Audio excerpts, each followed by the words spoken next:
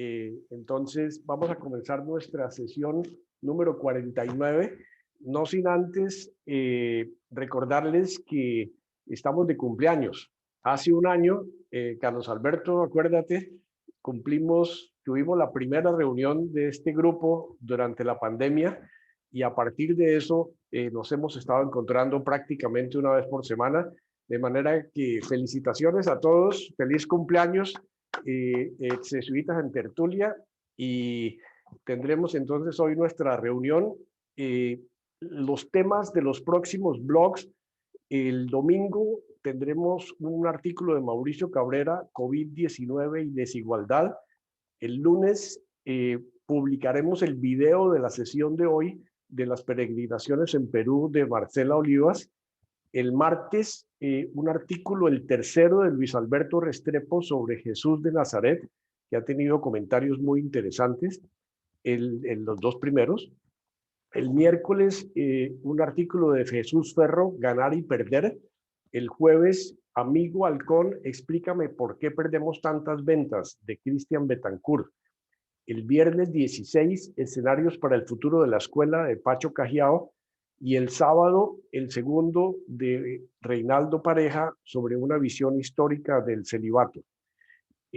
Los temas de nuestras próximas reuniones: la próxima semana tendremos la segunda parte de la presentación de Hernando Bernal sobre los límites del humanismo.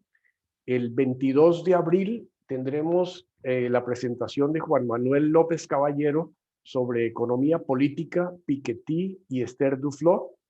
Y el 29 será mi libro favorito en la vida, donde todos compartiremos el por qué es ese libro favorito de todos. Para la presentación de hoy, entonces, de Marcela Olivas, nadie menos que el distinguido esposo de Marcela Olivas, Jorge Luis. De manera que, Jorge Luis, preséntanos a Marcela de nuevo. Ya nos la habían presentado, pero haz la introducción de la presentación de Marcela y le cedo la palabra. Adelante, Jorge Luis. Tienes que quitar el micrófono. Ahora sí. Y ahora con ustedes, Marcela Olivas, mi compañera. Gracias. Una introducción bastante breve, pero está bien. Adelante, Marcela. Muchas gracias, muy buenas tardes a todos. Este trabajo yo lo realicé hace más de 10 años. Fue un libro que lo dediqué a las peregrinaciones en el Perú. Fueron 12 lugares que estuve peregrinando y conociendo qué pasaba en cada una de ellas. Pero también estoy inspirada en el relato que hizo Bernardo con Miriam, que hicieron sobre su peregrinación en Santiago de Compostela. Sí, este trabajo, después de terminarlo en Perú, yo me di algunos premios como peregrinar en Centroamérica, en Europa y también en Jerusalén. El tema me conmovió. Y bien, para comenzar voy a hacer una pequeña introducción de lo que significa los santuarios. Yo estoy convencida, bueno, soy arqueóloga de profesión, pero que el Perú es una tierra con centros religiosos muy antiguos, por supuesto, pero que está sacralizada. La devoción está muy fuerte en nuestro país, justamente porque hay estas herencias de antiguos santuarios y que todavía son considerados como lugares sagrados. Por ejemplo, detrás de cada dios, como vemos acá los dioses prehispánicos, hay siempre... Perdón. No. Adelante, Hay una Marcela. larga historia en los orígenes de cada uno de estos santuarios. Hay siempre un relato que nadie sabe cómo nació, cuándo, y que describe y explica lo que el imaginario popular asume como verdad. El camino de los de las ideas, luego se va convirtiendo en un itinerario adoptando diferentes formas y nombres en el trayecto, y eso ha pasado en nuestro Perú prehispánico. El peregrinaje es considerado hasta hoy una de las prácticas religiosas de mayor popularidad en la tradición del mundo andino. Desde épocas arcaicas la religiosidad sacralizó su entorno, convirtiendo lo que era la naturaleza, su hábitat, en fuente de subsistencia de un conjunto de lugares simbólicamente significativos. Así, montañas, cuevas, lagos, manantiales, bosques, el océano, el agua, las islas, son elementos de esta topografía sagrada andina. La gran mayoría de estos centros ceremoniales funcionaron durante siglos, siendo periódicamente remodelados o reconstruidos. Dentro de esa constelación destaca un grupo reducido de lugares que, de acuerdo a los registros arqueológicos e históricos, tuvieron un funcionamiento muy prolongado y lograron atraer a las comunidades de diversas regiones. Estos centros además sus dioses se convirtieron en oráculos, como los que vemos aquí. El dios de Chavín, que está en Ancash, este se encuentra en el cruce de 4 galerías subterráneas, y es la única imagen prehispánica y de las más antiguas, más o menos 1300 antes de Cristo, que se mantiene en su lugar. Y actualmente es visitado por mucha gente. Ya no son los que caminan, sino van en carros, en buses, etc. Pero el momento más espectacular de la visita al centro ceremonial de Chavín es entrar a esta galería subterránea. Y uno realmente tiene un impacto cuando ve esta imagen con la boca como colmillos, los tocados que tiene de serpiente, las manos con garras, donde están todos los elementos iconográficos de esa cultura, la cultura chavín. Luego tenemos otro santuario, el dios de Pachacámac, que está al lado derecho, y cuando llegaron los españoles después de Cajamarca, donde fue la toma y la muerte, digamos, del último Inca Atahualpa, decidieron ir a este santuario porque ahí se encontraba un ídolo muy importante, este madero que vemos tallado, que también presenta toda la iconografía característica de la región andina, de esta zona. Siempre hay frutos, siempre hay animales, siempre hay diseños que han caracterizado a Pachacá. Este lugar fue el primero que visitaron y que narran como uno de los centros importantes de la conquista, porque Francisco Pizarro se quedó en Cajamarca, pero mandó a su hermano Hernando Pizarro para que venga a este lugar. ¿Por qué? Porque supuestamente era un dios muy poderoso el que estaba en este lugar. Y la intención era justamente derribar todos estos ídolos, como así lo hicieron.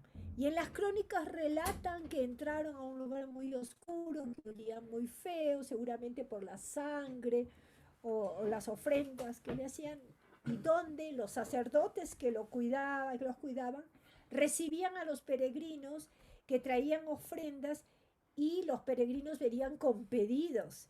Y los sacerdotes preguntaban qué tal les iba a ver, qué tal les iba a ir con las cosechas, el agua, la vida personal, en fin, todo lo que deseaban preguntar a este dios. Y abajo vemos también el gran templo que está en el Cusco. Después de Pachacámac, que está en la costa muy cerca a Lima, a 30 minutos de la capital, capital, se dirigieron, imagínense a caballo, por los caminos antiguos del Capac Ñan, los caminos que los incas habían construido, pero también habían y los utilizaban, que venían de otras ocupaciones antes de ellos, y fueron al gran templo del Coricancha.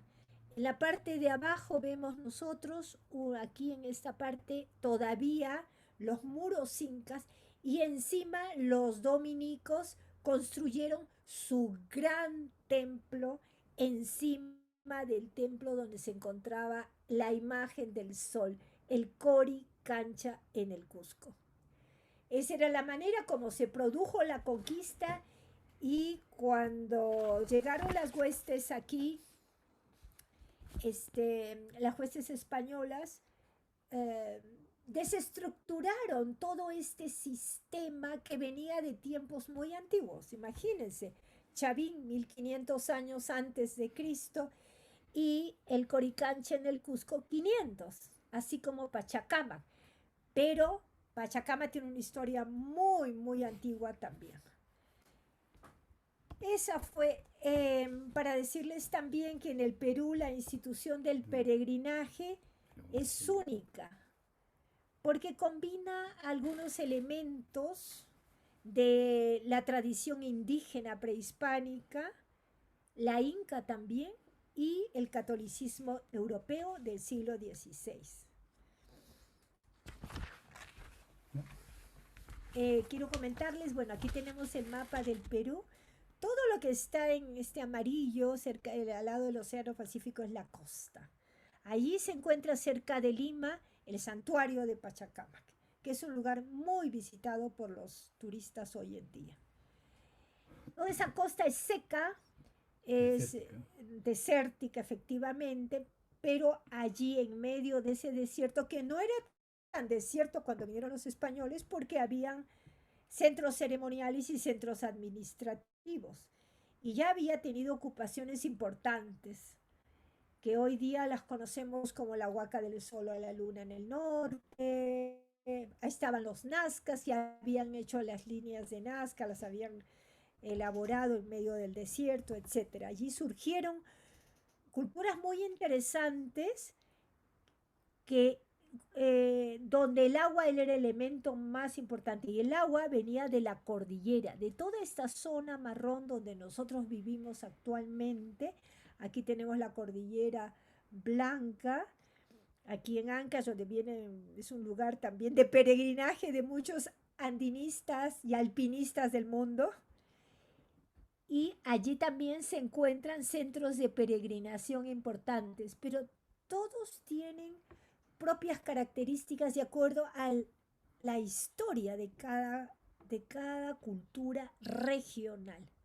Y luego lo verde, la Amazonía, la cual felizmente en los últimos años se está poniendo en valor las lenguas, las costumbres. Siempre Lima, la capital, y en general hemos dado la espalda a toda la tradición cultural de la Amazonía. Entonces vamos a comenzar para comentarles también. Ahora vamos a tratar por el tiempo solamente la historia y las características de 4 peregrinaciones. Cada una de ellas tiene singularidades, tiene detalles interesantes que me parecieron importantes de compartir. Esa es Nuestra Señora de Yauca. Esta es una virgencita muy chiquita que está en el santuario, que es un santuario actualmente, está en medio de un desierto. Y la característica de esta peregrinación es que todos los años los habitantes, miren ustedes cómo se ve aquí, cerca está la ciudad de Ica, llevan a sus vírgenes y a hacer una ceremonia en el desierto para homenajear a la Virgen que está en su santuario. Antiguamente se sabe que no tenía este gran santuario, no, pero se lo fueron construyendo con el apoyo de los párrocos y de la orden de los dominicos. La historia, les voy a comentar un poquitín de la historia porque casi todas, sí, las peregrinaciones en el Perú y creo que en el mundo también, tienen un origen legendario y que se traspasa de generación en generación y con todos los cambios también que vemos, porque los orígenes son legendarios y hay varias historias y leyendas sobre ello. Estamos en el desierto y aquella tarde de 1701 solo se oía el ensordecedor y monótono ruido de una paraca.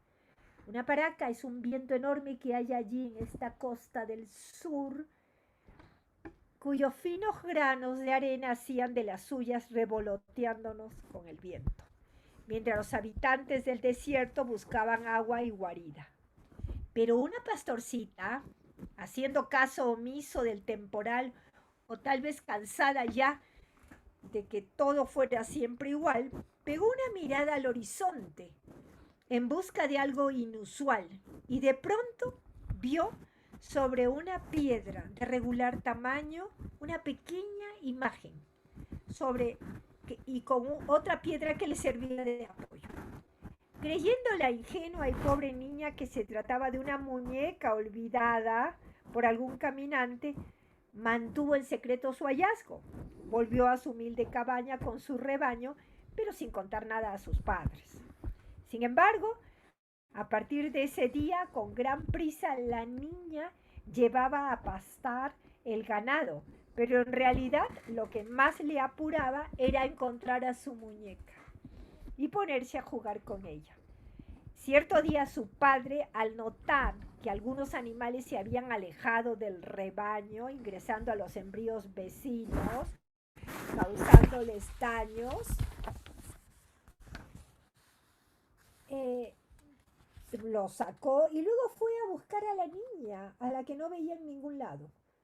Preocupado, comenzó a buscarla en el desierto y después de una ardua labor la encontró, ensimismada en su juego con su muñeca. El padre, asombrado, se dio cuenta que era la imagen de la Virgen del Rosario y cayó de rodillas poniéndose a orar por el extraordinario suceso.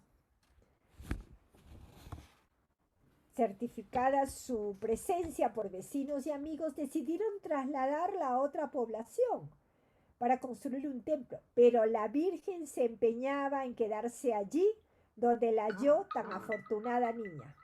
Siempre que la movían de un lugar, desaparecía para aparecer en el mismo lugar donde fue vista la primera vez.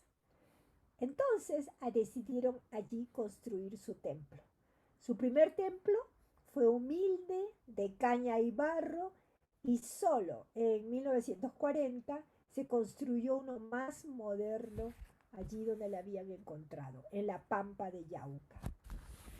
La imagen es muy pequeñita, mide solamente 30 centímetros de altura y sostiene al niño con su brazo izquierdo y en el derecho lleva el rosario junto a un ramo de flores.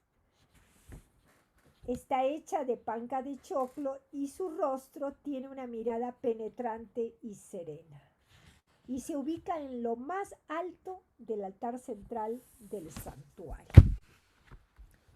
La veneración a la Virgen del Rosario, eso ustedes lo saben muy bien, se originó cuando Santo Domingo de Guzmán, fundador de la Orden de los Predicadores en España, vio con sus propios ojos a la Santísima Virgen en el año del Señor de 1208 y ella le enseñó con ternura y paciencia un método para rezar las cuentas del rosario con Ave Marías en su honor. Fue la primera orden religiosa que llegó a esas tierras junto con los conquistadores. Fueron los dominicos. Y su misión fue evangelizar al nuevo pueblo conquistado.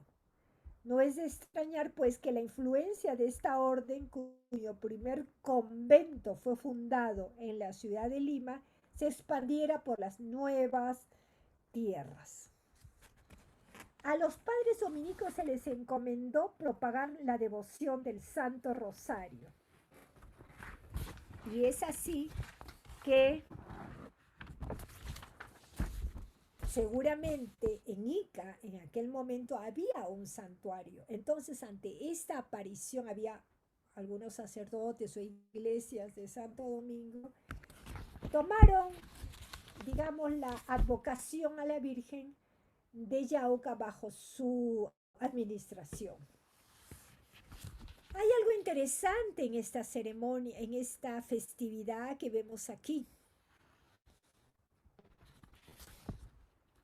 Benditos aquellos que sean limpios de espíritu.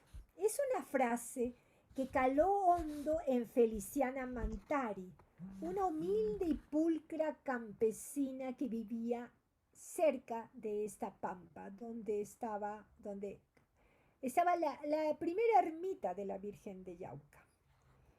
Y es que ella, frente a los desperdicios que rodeaban el templo de su Santa Virgencita, llevadas allí por las constantes paracas, la lluvia de arena en el desierto, que desencadena verdaderas tormentas, es así. Entonces ella decidió, no pudo resistir la tentación y haciéndose de una buena escoba limpió de basura, matorrales y desechos las inmediaciones del templo. Pero como ella sola no podía hacer esta tarea, decidió organizar lo que llamó los barridos, cuadrillas de devotos que se ocupan de limpiar determinadas áreas del templo. Al principio no la tomaron en serio, hasta que otra campesina que tenía un hijo enfermo hacía mucho tiempo aceptó participar del barrido a la Virgen si la Virgen sanaba a su hijo.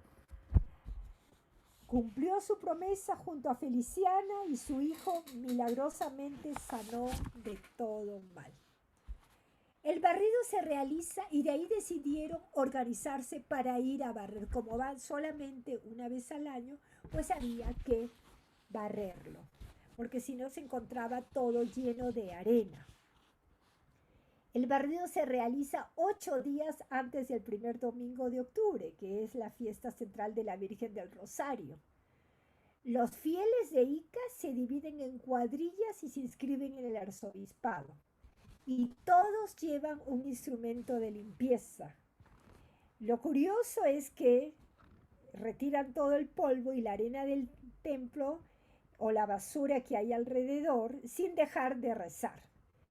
Y la tierra que está en torno al santuario es considerada santa, por lo que los fieles juntan la basura, la queman y la entierran. En el barrido participan devotos de toda condición.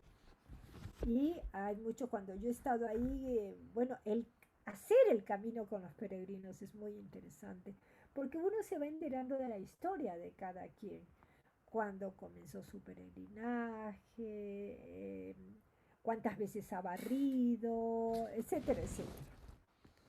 Luego, después de escuchar, hay una misa del barrido, así se llama, en la que participan todas las organizaciones, toda esta gente que se ha organizado para barrer. Luego viene la fiesta, la misa central. Los peregrinos del desierto. Los primeros en llegar al templo son los devotos, que van a participar en el barrido. Pero todos se organizan en cuadrillas. ¿Podemos pasar al siguiente? No, entra muy a otro. Sí. Entra muy a otro. Que van llevando cargadas unas vírgenes que son las altareras. Son pequeños altarcitos de vírgenes que van a llevarlos, van a entrar allí y van a adorar a Nuestra Señora del Rosario. Pero lo interesante es todo el recorrido que hacen, porque lo hacen con músicos, tienen lugares especiales donde se reúnen también las vírgenes en el pleno desierto y bailan, cantan, toman licores, piscos, etcétera, y llevan instrumentos musicales también. Es una fiesta, ese encuentro de las vírgenes en el desierto, de los altares. Luego llegan al templo, al lugar que digamos solamente está el santuario, pero tiene una plaza muy grande dividida en 4 y allí las altareras dejan a sus vírgenes y durante toda la noche y al día siguiente les van a ofrendar, la gente pasa por allí, sacan la procesión de la Virgen y también hay un saludo unos con otros, hay cantos, hay orquestas, etc. Y lo que se forma es que hay una tal cantidad de gente que es como es una feria, realmente, donde hay comida, donde hay trago, donde hay juegos para los niños, donde se venden souvenirs, estampitas, todo para la Virgen o con imágenes de la Virgen, etc. Esta es la fiesta de la pequeñita Virgen del Desierto de Yauca y su barrido. Ahora nos vamos a otra zona también caliente, cálida, en la costa norte del Perú.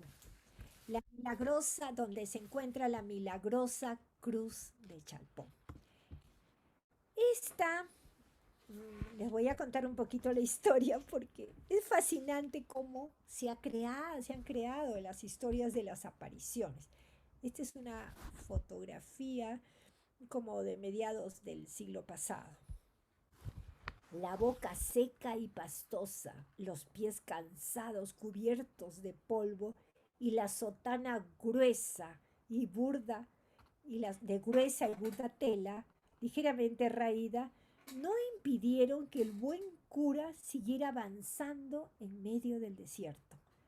A su izquierda, un inmenso monte de algarrobos le ofrecía algo de sombra. Pero él no prestaba atención. Sus ojos estaban fijos en un cerro que tenía enfrente. Sus pasos se dirigían sin duda alguna rumbo a ese lugar, su nueva morada. Allí, en una pequeña cueva, encontraría lo que él buscaba: paz y silencio para dedicarse a la oración y a la contemplación de la madre naturaleza.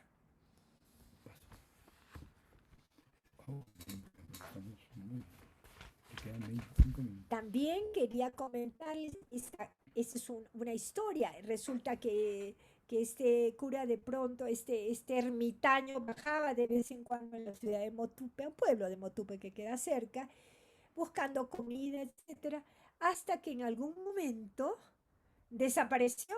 Dicen que lo vieron yéndose al cielo, pero hubo una familia del pueblo que habían escuchado, habían soñado que tenían que buscar una cruz que el ermitaño había dejado. Él le gustaba vivir allí. Este era un cerro donde había unas cuevitas y este señor, hizo don Agustín Anteparra, comenzó a buscar, porque había soñado que el padre, ese ermitaño, les había dejado una cruz de herencia. Y es así, subiendo a estos lugares escabrosos, realmente la subida es tremenda. Si no hubiera esta construcción que es nueva, antes había un camino de tierra, no podrían ir tantos peregrinos a visitar la cuevita, como le llaman, la Cruz de Chalpón, que está aquí como la vemos al lado derecho, y todos los años el 5 de agosto es su día central. Pero como toda fiesta y toda peregrinación y todo culto que fue creciendo, ya el pueblo ha organizado una serie de actividades para que la cruz esté más tiempo abajo y la puedan visitar. Es así que la bajada de la cruz, quienes solamente la hermandad de la Cruz de Chalpón puede bajarla. Se hace por todos estos caminos del campo, demora 2 o 3 días hasta llegar al pueblo de Motupe, y allá en el pueblo es adorada, bendecida por muchísimos feligreses que llegan de todo el norte del Perú. Este culto se ha extendido en buena parte del norte y de la sierra. Pero hay algo bien curioso también. No falta una crucecita en las mesas de los curanderos, de los chamanes. Nosotros acá en Perú, sobre todo en esa zona de Lambayeque, tenemos una tradición de curanderismo. Algunos también practican, dicen, el mal, hacen daño.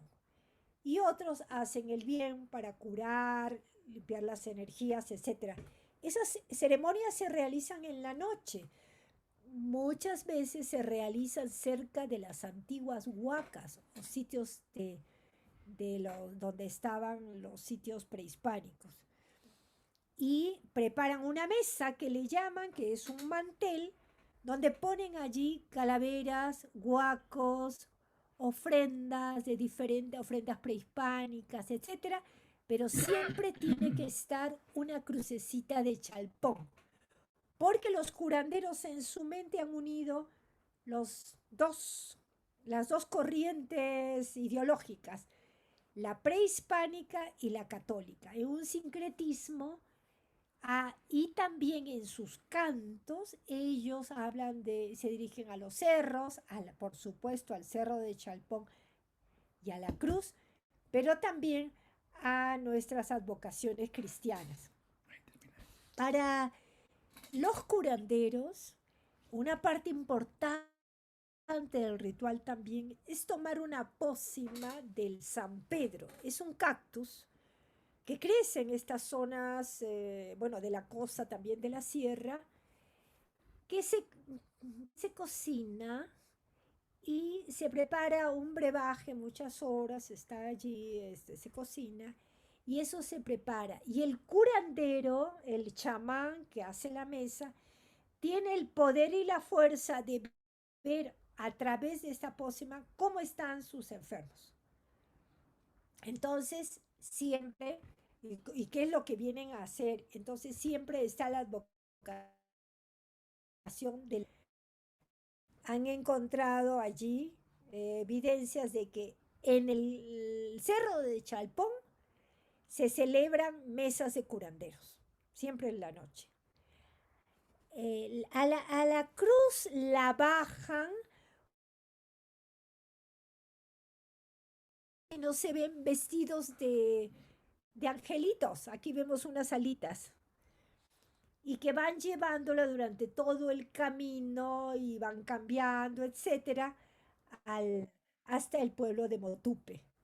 La cruz está adornada con como pulseras, brazaletes de oro y de plata, ricamente adornada, y con estos mantos que también son bordados por especialistas.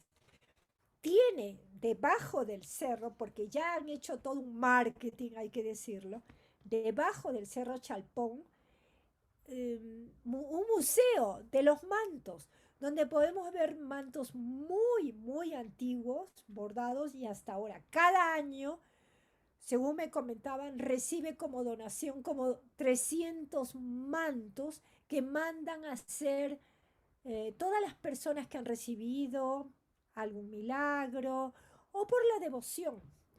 También es la costumbre de hacer unos pequeños milagros, donde hay una mano, unos ojos, un cuerpo, que la dejan allí, esos pequeños milagritos, que antes eran de oro y plata, ahora son de latón, y los dejan allí como ofrenda cuando suben a la cruz de Chalpón.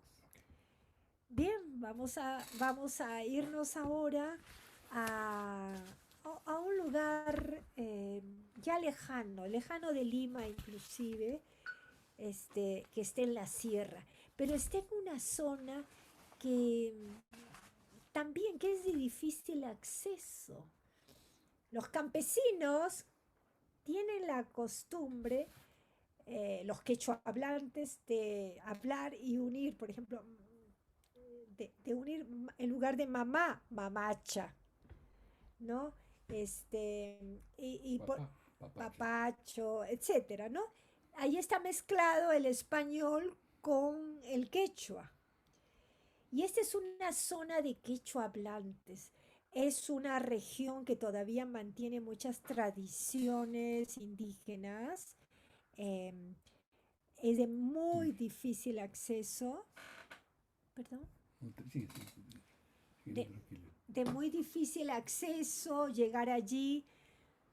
Muy poca gente va, salvo los nativos que ya están en Lima y regresan para ir a la fiesta de la Virgen de Cocharcas.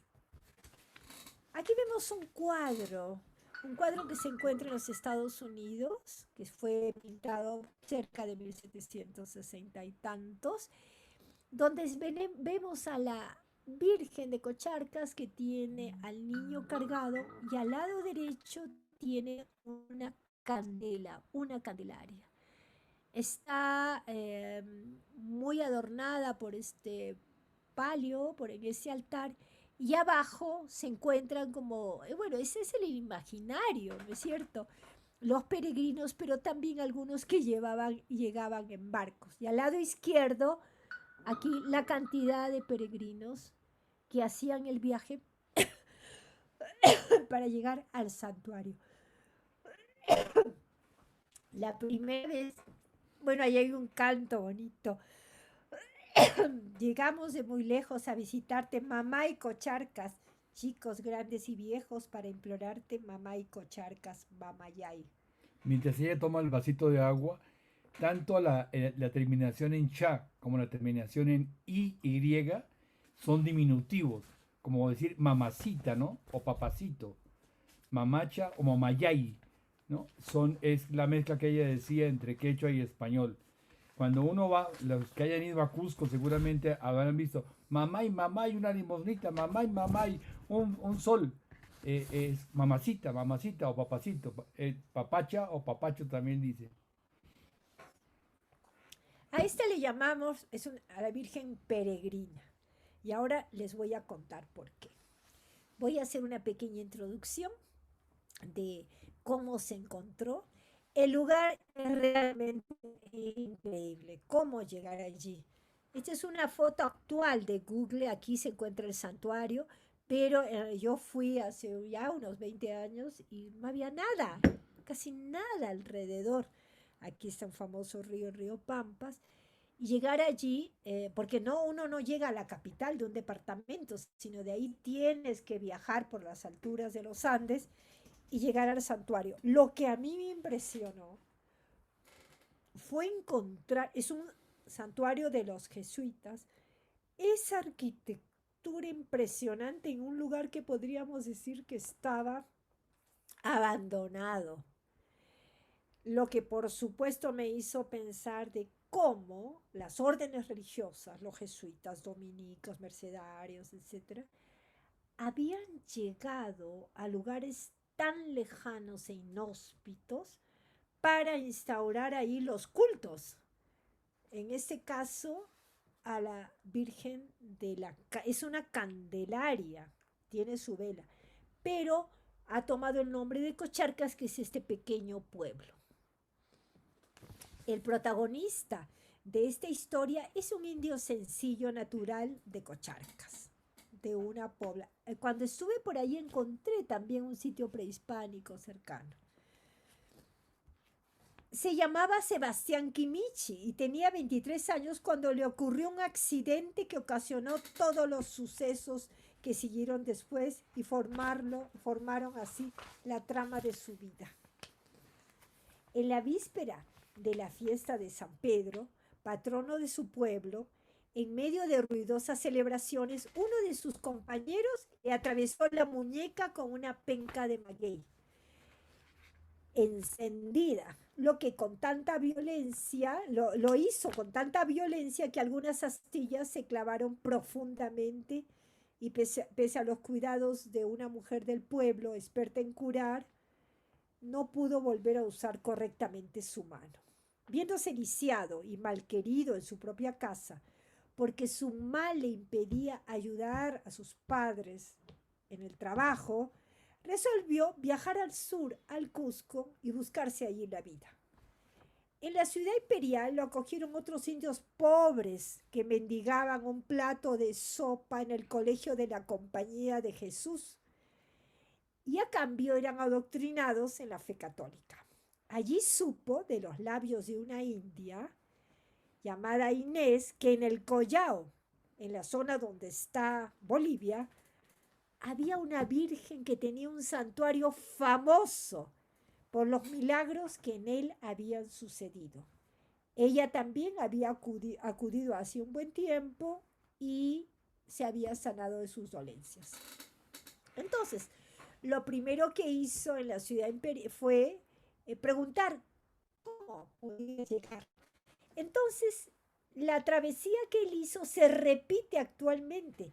Estos personajes son llamados los quimichos, rememorando todo el trabajo que hizo el quimichu para buscar dinero para traer una réplica de la Virgen de Copacabana a su pueblito de Cocharcas. Aquí vemos a un campesino, en la parte de atrás él está portando un retablo donde está la imagen de la Virgen de Cocharcas. Al lado derecho siempre hay un músico que toca la chirisuya, que es como una corneta. Este peregrinaje lo siguen haciendo hasta hoy en día. Después de viajar a Cocharcas, yo para entrevistar y ver todo lo de la fiesta, en otra oportunidad estuve en Huamanga, la capital de una región también en el centro del Perú, y me encontré en el mercado de Huamanga con un quimichu, un señor que estaba él paradito con su retablo, se daba la vuelta, pidiendo limosnas y con su músico al lado. Entonces, esta tradición viene, imagínense, desde el siglo XVII. Por eso le llaman la Virgen Peregrina. Lo interesante de esta Virgen de Cocharcas es que su culto se ha diseminado por buena parte del centro del Perú, pero también en Lima. Aquí vemos el santuario. Esto está en Cocharcas, en ese pueblito donde nadie va y nadie conoce y solamente se llena de peregrinos para su fiesta en septiembre, donde bajan en carros de las comunidades. Es una fiesta netamente indígena. Miren la riqueza del altar, los cuadros han sido restaurados. Esta ceremonia se realizó el año pasado. Aquí tenemos a la ministra de Cultura, a la viceministra, al director de Cultura del Cusco, el alcalde del pueblo y personalidades, porque después de casi 10 años se inauguraba, ya restaurado, este templo, con un hondo significado para un culto del interior del país y de los indígenas. Pero es tanta digamos, la profusión, lo que lograron, que es aumentar este culto, que también hay en el centro del Perú, hay unos santuarios a la Virgen de Cocharcas, y en Lima, en un barrio muy antiguo, está el santuario de la Virgen de Cocharcas también. Y allí los migrantes van y le bailan y le danzan a la Virgen recordando su lugar original, sus costumbres, todo aquello que los apega, sus ceremonias, su día central y también sus comidas, porque no hay peregrinación donde no haya comida, trago también, Música. alegría, celebración, etcétera, pero cada uno con sus características. Y ahora nos vamos en este pequeño viaje hacia el Cusco. Seguramente algunos de ustedes han viajado por el Cusco, lo conocen. Bueno, estamos en la peregrinación andina más importante, creo que es la más importante de América. Hablo de peregrinación indígena. Aquí vemos el santuario y una vista de lo que uno puede encontrar si es que va allí. Este está denominado el Inmaculado, la fiesta del Señor del Coyuriti en el Cusco. Aquí sí voy a meter un poquito más la cucharada porque Marcela no ha ido al Coyoriti. Yo he ido 2 veces al Coyoriti. Se calcula que más o menos hay entre 10.000 y he visto datos de hasta 30.000 personas que viven y duermen a la intemperie a 4.750 metros sobre el nivel del mar. Estamos al pie de un nevado como vamos a ver ahora. Toda esta gente se queda una semana en ese sitio con familias completas durmiendo a la intemperie. Las carpitas que vemos por aquí alrededor son de los turistas, pero el pueblo que viene de todos los lugares del mundo andino van de Bolivia, van de Argentina, van de Chile también. Es realmente impresionante en términos de, además de la llegada, uno camina más o menos 2 horas para llegar a uno se baja a las 5, a las 12 de la noche y más o menos a las 3 4 de la mañana está llegando al santuario caminando. Yo me resbalé y me caí porque había nieve. Una señora como de 55 años que llevaba atrás 25 kilos de madera, porque llevaba leña, e iba descalza, me recogió, me ayudó a levantarme.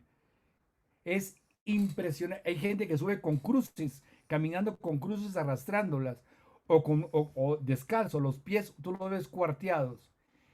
Yo no tuve la precaución de llevar unas medidas especiales, pues me tuvieron que hacer una curación, porque se me congelaban los pies. Es verdaderamente desde el punto de vista masivo de organización, de participación, es algo único. Realmente vale la pena ir. Es en julio, ¿no? No me acuerdo exactamente la No, fecha. es Después le paso la fecha. antes del Corpus Christi. Sí, a una semana antes del Corpus. Sí. Exactamente. Esta es la imagen del Cristo que se encuentra en la piedra. Yo voy a contar la historia porque también es una historia bien bonita de cómo se apareció esta imagen. En las gélidas estancias de Ocongate, cerca del pueblo de Maguayani, vivía un indio llamado Mariano Maita, propietario de un buen número de ganado auquénido, de llamas, alpacas, etcétera, y que estaban al cuidado de sus hijos, de 20 y 12 años. Se dice que el hermano mayor abusaba del menor dándole todo el trabajo mientras se iba a pueblos cercanos a pasarla bien. Un buen día, el pequeño decidió huir y abandonar definitivamente la zona del pastoreo, cruzando picos nevados, y en cierto momento hasta pensó en el suicidio como una alternativa a su triste y solitaria existencia. Caminando entre aquellos parajes de nieve y desolación, se encontró con Manuelito, un niño de su misma edad, rubio y muy hermoso, con quien entabló una profunda amistad. El desconocido, aparte de disuadirlo de sus intenciones, mitigó sus penas y soledad y acompañó en el pastoreo de Puna a Marianito Maita. Juntos pasaron varios días de amenas conversaciones, jugando a la crianza y cuidado del ganado. En las actuales danzas, hay que decir, hay muchas representaciones también que significan estas prácticas. Un buen día, el padre fue a revisar la labor de sus hijos y se llevó una gran sorpresa cuando se dio cuenta que el ganado que cuidaba su hijo menor se había multiplicado y estaba muy robusto. Quiso premiarlo con ropa nueva, tanto para él como para su amigo. Pero las telas que éste tenía eran tan finos que solo usaban unas así el obispo y los santos de madera y cal que estaban en las iglesias abajo en el Cusco. Informado de esa extraña situación, el obispo del Cusco temió que aquel trozo de tela fuera parte de un ornamento sagrado que estaba siendo usado para las idolatrías. Se puso en contacto con el párroco de Ocongate, quien indagó la procedencia de la tela y quien convocó a las autoridades y vecinos para averiguar de dónde había venido esta tela. Ascendieron todos a la estancia donde se encontraban los niños, pero al acercarse, una luz refulgente, blanca y resplandeciente los cegó. A tientas, el sacerdote que encabezaba el grupo trató de agarrar al niño y con gran sorpresa notó que tocaba un cuerpo duro.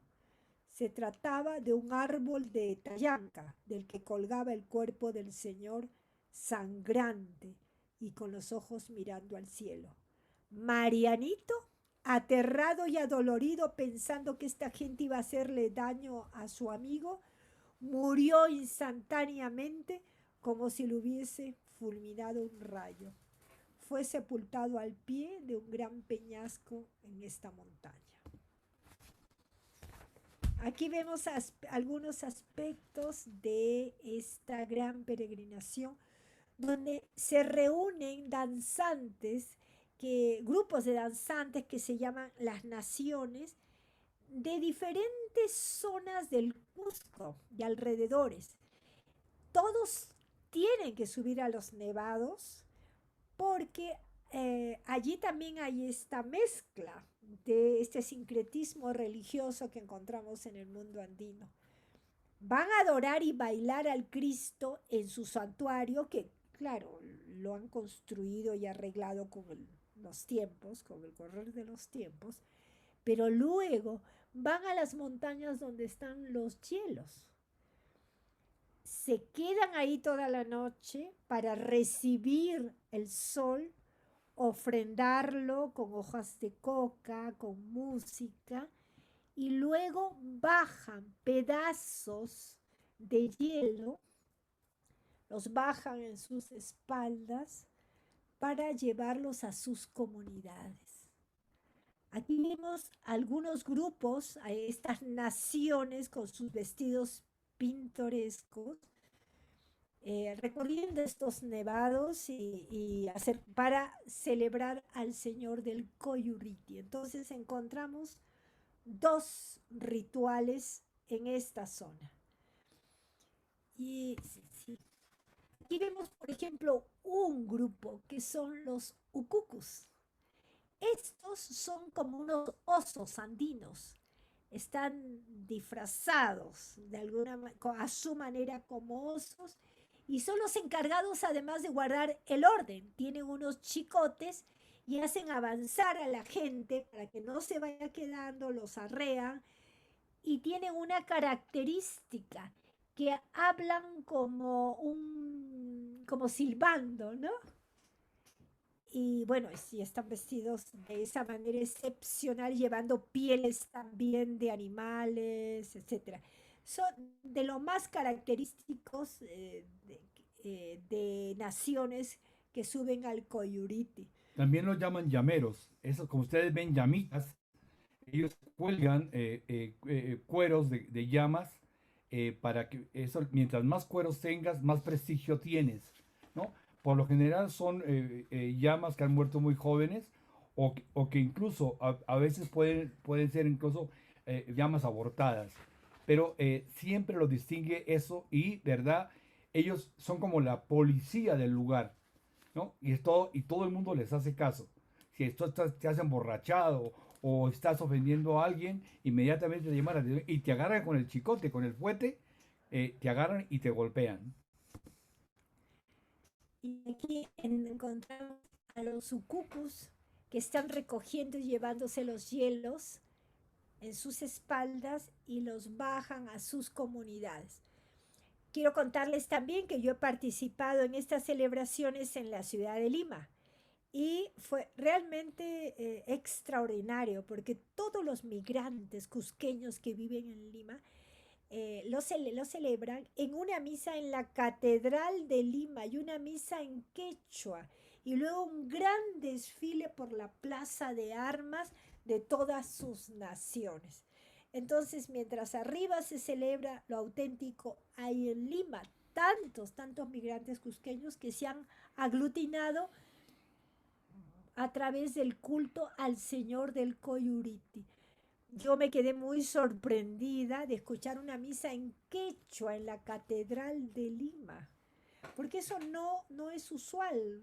Ahora felizmente los tiempos han cambiado y ahora hay una revalorización de nuestras lenguas nativas. Tanto bailarines como los que están cargando los hielos son gente absolutamente escogida, son la gente que ha hecho méritos, es como un premio ir al Señor de Coyoriti. Entonces seleccionan a su gente. Y entonces, después de ofrendarle al nevado, al Salcantay, que en este caso es el nombre del nevado, no se les olvida, 7.600, 400 metros. Estos señores cargan 25, 30 kilos de hielo y se lo llevan a sus comunidades como una bendición para la fertilidad de las cosechas. El agua del dios Salcantay fecunda las cosechas llevada por las mejores personas de las comunidades. Sí. Bueno, ese es el viaje. Un pequeño viajecito por 4 peregrinaciones. Y bueno, y eso es todo. Ahora tenemos tiempo para conversar. Gracias. Espectacular, Jorge Luis, Marcela, qué belleza de presentación. Y tanto pienso que se merecen un aplauso gigante y evidentemente queda abierto el foro para preguntas, comentarios.